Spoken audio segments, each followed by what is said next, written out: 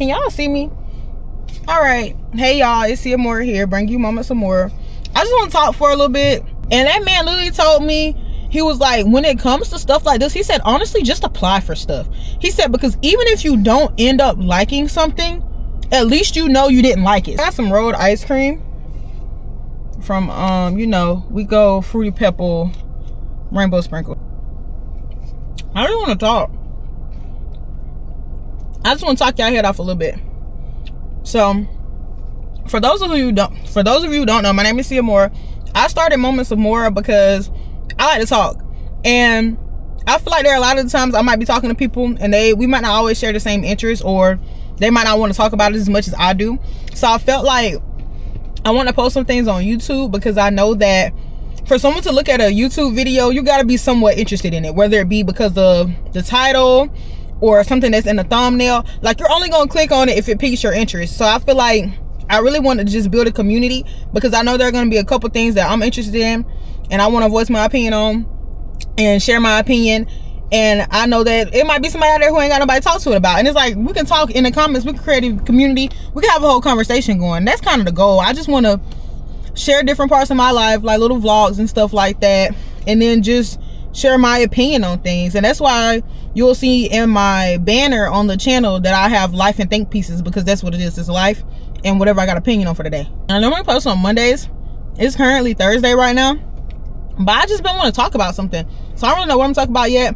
But I got this list in my phone, and it says like things I've heard that mean something to me, or like basically what I kind of put here is like when somebody says something, or I hear something or read something, and it's just like, darn, like they got a point, I put in their note. So I'm gonna just find something in there, because there are times where I try to plan out whatever I want to post on the Monday, but there are also a lot of times where I really don't know what I'm gonna post. And I feel like everything is content, because I feel like anything you can see and talk about is content. It's something you can have an opinion on. Okay, this is one that hit me for real. I was watching this video the other day, right? This YouTube video, this dude was talking, and one of the quotes that he brought up, I don't remember who said the quote, but the quote was looking at, something about you didn't fail, you just figured out a way that doesn't work. So when I made the note, I said looking at failing is finding out the things that didn't work. So I'm gonna tell y'all a little story about me. So boom, I got my master's degree. I have a master's in accountancy. When I was trying to figure out what I wanted to do after undergrad, it was kind of between go get a job or go to school and pursue your master's degree.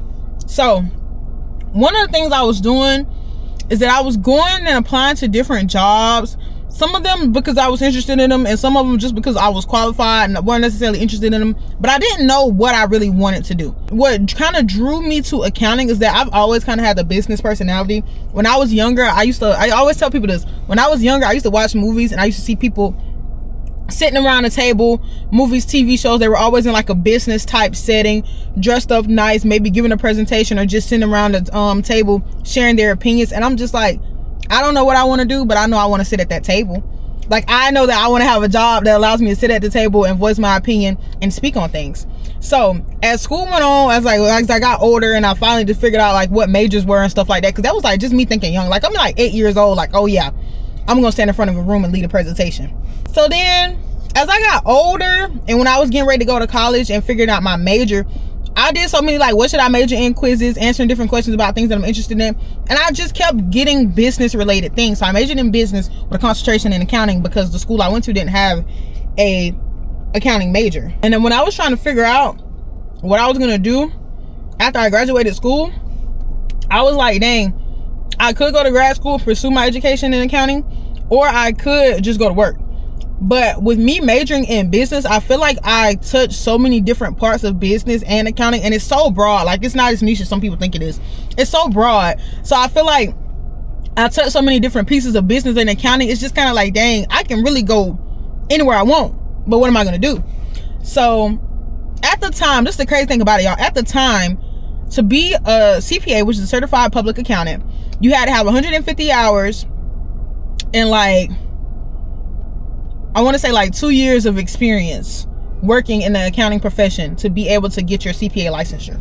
So by the time I was graduating, I knew at some point I was going to go to pursue like more education, because I graduated with 122 credit hours, because that's all that you need to graduate from my school. And that's how it is with a lot of colleges. It's around that range. So I knew that I was gonna go get at least go to more school. I didn't necessarily know that I was gonna get a master's degree, but I was like, okay, I just need 28 more credits to basically be able to get my CPA license when the time comes for me to pass all the exams and stuff like that.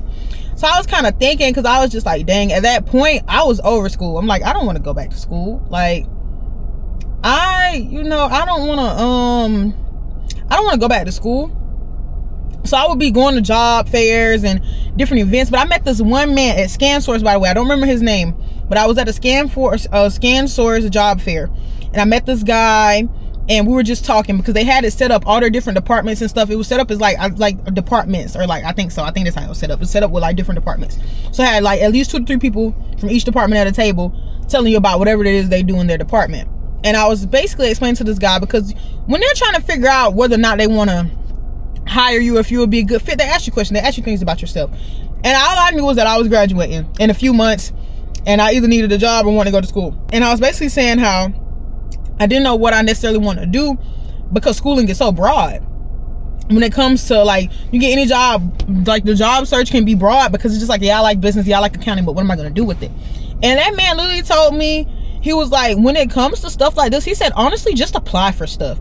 He said, because even if you don't end up liking something, at least you know you didn't like it. So it's not like a dang, I did this and I just didn't like it, I'm not going to do it, like I wasted my time. It's like you didn't waste your time, because you still saw that you didn't like it. So you know that going forward, you can like exit out. You know that's not something you're interested in. And it's made so much sense to me, because it's like, I feel like a lot of times we look at failure and we just know what didn't work and we get down about it. But it's like, at least we know that it doesn't work, so that we don't waste no more time on it. I feel like there are a lot of times we hear people say things, like whenever we're trying to figure out what we want to do, we hear people say things, people have an opinion on it, and they're always like, oh, well, I heard this about it, or I heard that about it, but nobody really knows until they're doing it themselves. Another thing I also saw someone say is to don't care about the opinion of someone you wouldn't take advice from. And I feel like that's important too, because I feel like there are a lot of times we let other people get into our head and tell us like things aren't going to work, and we might feel like, oh, like it's just no point in doing something or whatever. But it's just like, even if what you're doing doesn't work out for you the way you thought it was, or the way you feel like it should have, at least you know that's not your thing. So I'm the type of person, I'm optimistic. I'm very optimistic. I always try to look at the good in the situation, or try to figure out like what positive I can take from this, because I feel like nothing is for nothing. Like, did that make sense? I feel like nothing is for nothing. Like, I feel like everything happens for a reason. So I feel like even if I do something and I don't like it, like take this ice cream for example. This is some sweet cream ice cream. I don't really care for chocolate ice cream. I'll eat it, that's all there is, but I'm not finna go in the store and buy no chocolate ice cream. But it's like, how did I figure that out? Because I had chocolate ice cream one time, and I was just like, this ain't really my cup of tea. That don't mean I failed at ice cream and I should just never eat ice cream again. That just means I don't like chocolate ice cream, so I probably don't need to be trying to do no chocolate chip, no regular chocolate, no double chocolate, no chocolate fudge, no none of that. I'm rambling, and it's okay, because I feel like my last few videos have been like somewhat of structure. So I gotta give y'all a little something that's unstructured, because I'm not structured all the time. Sometimes I just know I want to do something. I don't necessarily know what it is yet, but I'm gonna get on here and I'm gonna talk, because I mean, y'all gotta see something on Monday. Back to what I was saying though. Basically, always try to figure out a positive you can take from a situation. Failure is what you make it. Because at the end of the day, think about it like a test, y'all. I'll come tell y'all my own personal experience, because I ain't perfect. I mentioned CPA licensure because I'm going to be a CPA. And for the CPA exam, there's 4 exams. There's audit, there's reg, there's FAR, and there's whatever discipline you decide to take. Like, I've taken the CPA exam and I failed it. And at the time, I was hurt. Like, ooh-wee. Like, I was pissed. I'm like, dang, it's $300 something to take this exam, and I didn't pass. Like, so I was ready to go call up the AICPA myself. But in the same sense, I had to understand that I know what I did in preparation for that exam. So it's like, okay, if I didn't pass, obviously that didn't work. So it's trying to change it up when it comes time to test again. So that's another reason to just say, like, failure, like you can't look at something not working as failure. You gotta look at it as like, okay, I know this don't work, let's try something else. Because when you think about inventions and stuff like that, a lot of times there are plenty of people who invented things, and what they invented is not the thing that hit the stores. Like, they probably had to do that and do some modifications, try some stuff out, let a few people get it for free just to get feedback. When you think about a lot of things, think about an essay, for example. Whenever you're writing an essay, you know how people have like your rough draft and your final draft? Basically, don't look at it as failure. Or if you do look at it as failure, look at that failure as your rough draft. It was rough. All right, you know, it didn't work. That's not the main thing you're going to turn in.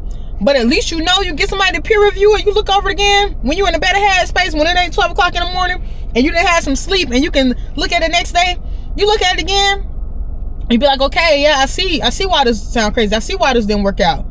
You know, let me go back and let me try some things, some different. Let me figure something out so that it can be better the next time. I feel like a lot of things are what you make it. That's just how I look at life in general. And I feel like when it comes to failure, what did I say? Because I feel like I've been talking, but I don't even remember what the initial quote was. What was the quote? Okay.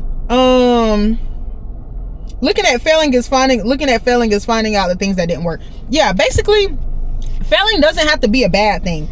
Now, obviously, a lot of this is circumstantial. It depends on what you're failing at. So let me just go ahead and throw that in there. It depends on what you're failing at.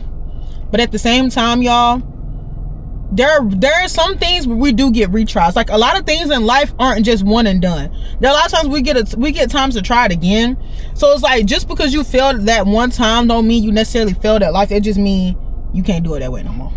I just feel like in life there are going to be a lot of things that don't work out the first time, and we got to understand that just because it doesn't work out the first time don't mean they're going to make it.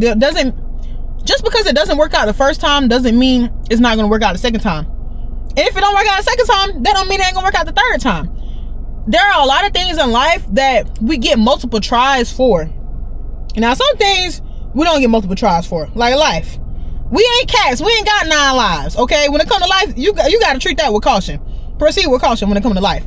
But just the things that go on in life, we have a lot of opportunities to mess up, to figure out what doesn't work for us, and to keep going. But I just feel like with life in general, I really feel like there's a lot of times where we're not gonna get it on the first try, and that's something that's important to learn. Like, I remember being in college not passing quizzes, and I'm just I'm not gonna say not passing quizzes. I wasn't just failing quizzes, but when you go from being like an AB honor roll student all throughout middle school, high school, elementary school, and stuff like that, and then you get to college and make a C, man, that hurt my chest.